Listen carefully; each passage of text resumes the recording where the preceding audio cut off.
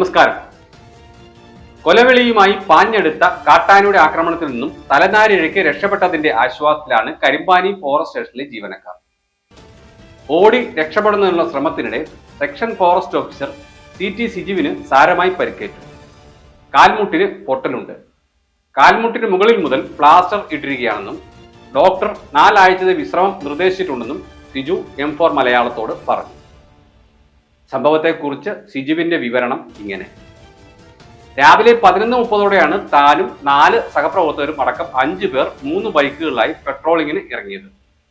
ഓഫീസിൽ നിന്നും ഏതാനും കിലോമീറ്റർ അകലെ മാതാളിപ്പാറ ഭാഗത്തെത്തിയപ്പോൾ റോഡിൽ ആനയുണ്ടെന്ന് ബോധ്യപ്പെട്ടു. തുടർന്ന് ബൈക്ക് തിരിച്ചു നിർത്തി തങ്ങൾ ആനയുടെ നീക്കങ്ങൾ ശ്രദ്ധിച്ചു.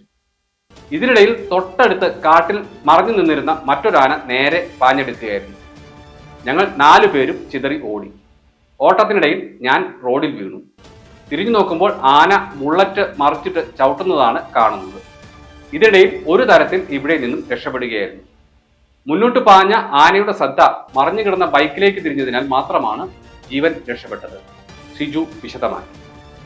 കരിമ്പാനി മേഖലയിലേക്ക് വനംവകുപ്പ് അധികൃതരുടെ അനുമതിയോടെ മാത്രമേ പുറമേ നിന്നുള്ളവർക്ക് പ്രവേശനമുള്ളൂ. മേഖലയിൽ പാതയുടെ ഇരുവശവും വലിയ രീതിയിൽ ചെടികളും പള്ളിപ്പടപ്പുകളും മറ്റും വളർന്നു നിൽക്കുന്നുണ്ട്. കൃത്യമായി ഫയർലൈൻ തെളിക്കാത്തതാണ് ഇത്തരത്തിൽ കാട് വളരാൻ കാരണം. കാട് വെട്ടിത്തെളിച്ചാൽ മാതാളിപ്പാറയിൽ ഉണ്ടായതുപോലുള്ള ആന ആക്രമണവും മറ്റും ഒഴിവാക്കാനാവുമെന്നാണ് ചൂണ്ടിക്കാണിക്കപ്പെടുന്നത്. M4 മലയാളം, കോതമംഗലം.